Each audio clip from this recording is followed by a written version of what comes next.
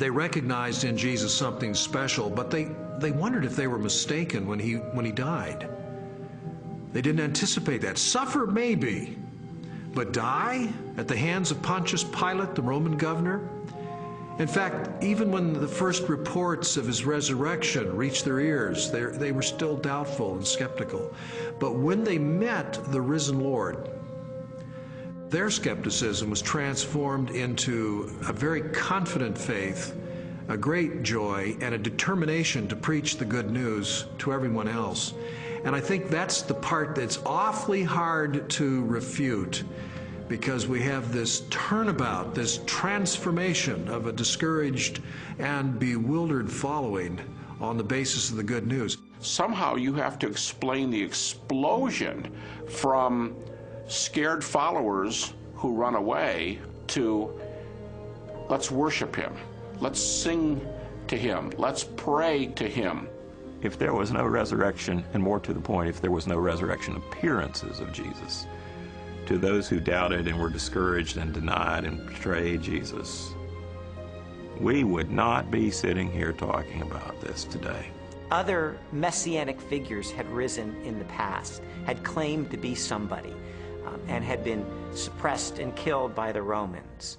Yet no movement arose around those dead messiahs. But these disciples of Jesus were willing to go to the ends of the earth proclaiming the gospel message, were willing to suffer and die for that. The transformation from a bunch of defeated cowards to boldly, fearlessly proclaiming the gospel, even to the point of death, to me confirms that something happened on that first Easter morning.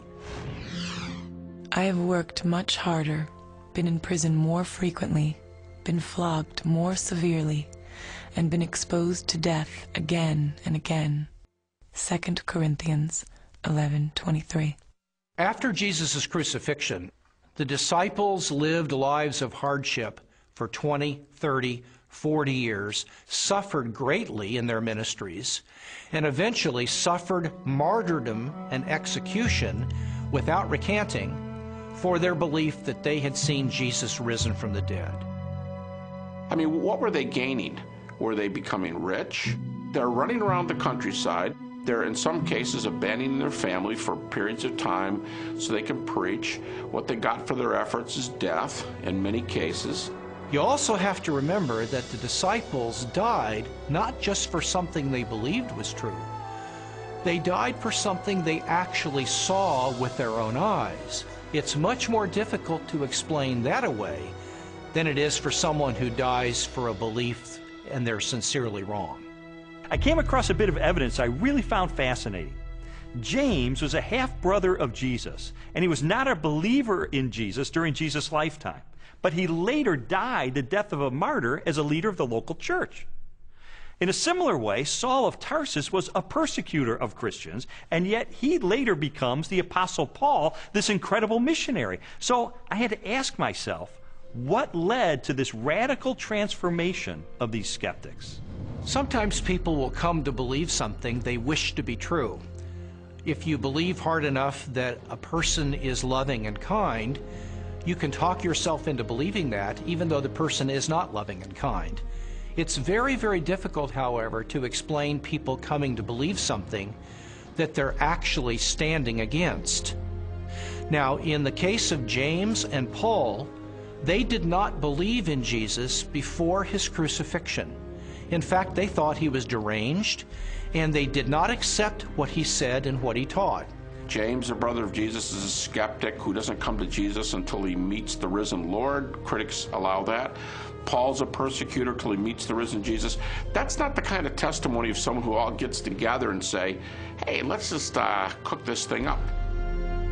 One of the certainties, it seems to me, related to the testimony of the apostles is that they truly believed that Jesus was who he claimed he was, and they truly believed that he had risen from the dead, because they were willing to die for that. Very few people are willing to die for something they don't really believe in, or something even worse that they know to be a lie. When Jesus was executed, his disciples were rightly afraid. They scattered. They were fearful for their own life.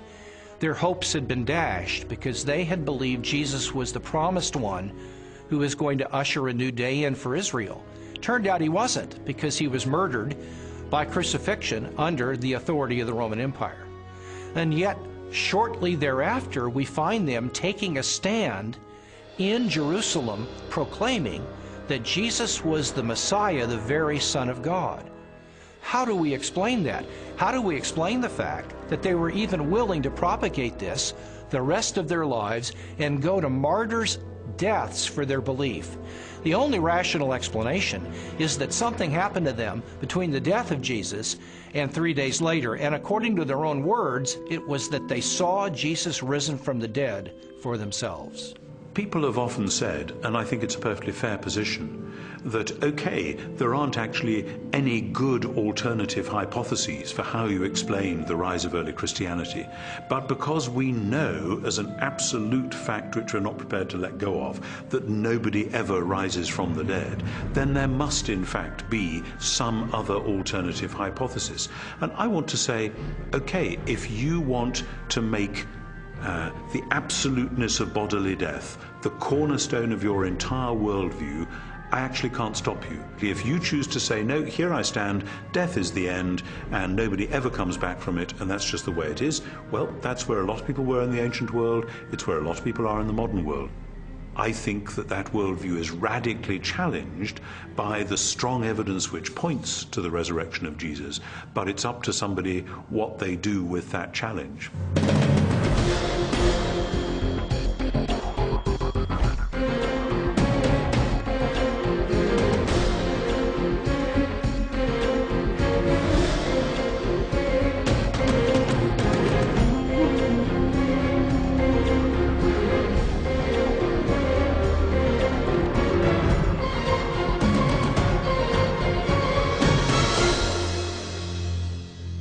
The evidence accumulated over time until November the 8th of 1981, which is sort of when I reached a critical mass.